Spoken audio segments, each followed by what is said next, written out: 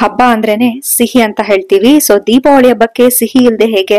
ಈ ಒಂದು ದೀಪಾವಳಿಗೆ ಮತ್ತೊಂದು ಸಿಹಿಯಾದಂತ ರೆಸಿಪಿ 7 ಕಪ್ ಬರ್ಫಿಯನ್ನ ಯಾವ ರೀತಿ ಮಾಡೋದು ಅಂತ ಈ ವಿಡಿಯೋದಲ್ಲಿ ತಿಳಿಸ್ಕೊಡ್ತಾ ಇದ್ದೀನಿ. ಸೊ ಎಲ್ರಿಗೂ ದೀಪಾವಳಿ ಹಬ್ಬದ ಹಾರ್ದಿಕ ಶುಭಾಶಯಗಳನ್ನ ತಿಳಿಸ್ತಾ ರೆಸಿಪಿಯನ್ನ ಶುರು ಮಾಡೋಣ ಬನ್ನಿ.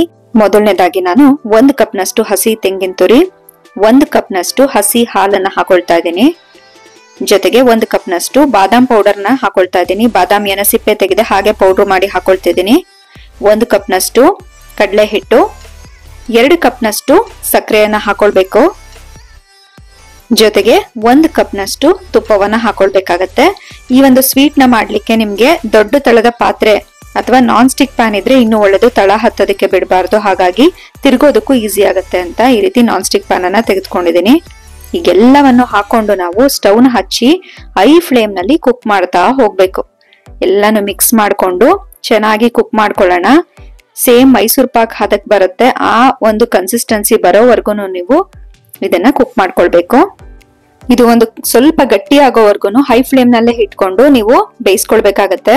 ನಾನು ಯಾಕೆ ನಿಮ್ಗೆ ದೊಡ್ಡ ತಳದ ಪಾತ್ರೆ ತೆಗೆದುಕೊಳ್ಳಿ ಅಂತ ಹೇಳಿದ್ರೆ, ಇದು ಸ್ವಲ್ಪ ಹಾರೋ ಸಾಧ್ಯತೆ ಕೂಡ ಇರುತ್ತೆ. ಹಾಗೇನೆ ನೀವು ಸ್ಪ್ಯಾಚುಲಾನು ಕೂಡ ಸ್ವಲ್ಪ ಉದ್ದವಾಗಿರೋದನ್ನ ಬಳಸ್ಕೊಂಡ್ರೆ ಒಳ್ಳೇದು. ಹೀಗೆ ಕಂಟಿನ್ಯೂಸ್ ಆಗಿ ನಾವು ತಿರುಗ್ತಾನೆ ಇರ್ಬೇಕು. ಕೈ ಆಡಿಸ್ಲಿಲ್ಲ ಅಂದ್ರೆ ಕೆಳಗಡೆ ತಳ ಹತ್ಬಿಡುತ್ತೆ. ಕಲರ್ ಚೇಂಜ್ ಆದ್ರೆ ತಳ ಹತ್ತದ್ಮೇಲೆ ಮುಗೀತು. ಸ್ವೀಟ್ ಟೇಸ್ಟ್ ಕೂಡ ಹೋಗುತ್ತೆ, ಕಲರ್ ಕೂಡ ಚೇಂಜ್ ಆಗ್ಬಿಡತ್ತೆ. ಸೊ ಯಾವುದೇ ಸ್ವೀಟ್ ಮಾಡ್ಲಿಕ್ಕೂ ಪೇಶನ್ಸ್ ತುಂಬಾನೇ ಮುಖ್ಯ. ನಾವು ಎಷ್ಟು ಪೇಶನ್ಸ್ ಇಟ್ಕೊಂಡು ಮಾಡ್ತೀವಿ ಅಷ್ಟೇ ಪರ್ಫೆಕ್ಟ್ ಆಗಿ ಸ್ವೀಟ್ ಬರುತ್ತೆ. ನೋಡ್ತಾ ಇದೀರಲ್ಲ, ಈಗ ಲಮ್ಸ್ ಬರ್ತಾ ಇದೆ, ಗಟ್ಟಿ ಕೂಡ ಆಗ್ತಾ ಇದೆ. ಒಂದು 10 ರಿಂದ 15 ನಿಮಿಷ ಈ ರೀತಿ ಹೈ ಫ್ಲೇಮ್ ನಲ್ಲಿ ನಾವು ಬೇಯಿಸ್ಕೊಂಡ ನಂತರ ನೀವು ಉರಿಯನ್ನ ಬೇಕಂದ್ರೆ ಮೀಡಿಯಂ ಉರಿಗೆ ಮಾಡ್ಕೊಳ್ಬಹುದು. ಈಗ ಅದು ಪರ್ಫೆಕ್ಟ್ ಕನ್ಸಿಸ್ಟೆನ್ಸಿ ಗಟ್ಟಿ ಆಗ್ತಾ ಇದೆ ನೋಡಿ. ಪ್ಯಾನ್ ಬಿಡ್ತಾ ಇದೆ, ಪ್ಯಾನ್ಗೂ ಅಂಟ್ತಾ ಇಲ್ಲ, ಈ ರೀತಿ ಆಗ್ಬೇಕು. ಇದು ಪರ್ಫೆಕ್ಟ್ ಕನ್ಸಿಸ್ಟೆನ್ಸಿ. ಇವಾಗ ನೋಡಿ ಸೈಡ್ಸ್ ಎಲ್ಲ ಬಿಟ್ಕೊಂಡು ನಮ್ಗೆ ಈ ರೀತಿ ಮುದ್ದೆ ತರ ಆಗ್ತಾ ಇದೆ. ಈಗ ತಕ್ಷಣ ಸ್ಟವ್ ನ ಆಫ್ ಮಾಡ್ಕೊಂಡು ನಾವು ತುಪ್ಪ ಸಾರಿರ್ತಕ್ಕಂತ ಒಂದು ತಟ್ಟೆಗೆ ಹಾಕೊಂಡು ಇದನ್ನ ಸ್ಪ್ರೆಡ್ ಮಾಡ್ಕೊಳ್ಬೇಕು. ಮೌಲ್ಡ್ ಇದ್ರೆ ಮೌಲ್ಡಿಗೆ ಹಾಕೊಳ್ಬಹುದು, ನಾನಿಲ್ಲಿ ತಟ್ಟೆಗೆ ಹಾಕೊಳ್ತಾ ಇದ್ದೀನಿ. ಈ ರೀತಿ ನೀಟಾಗಿ ಸ್ಪ್ರೆಡ್ ಮಾಡ್ಕೊಳ್ಳಿ.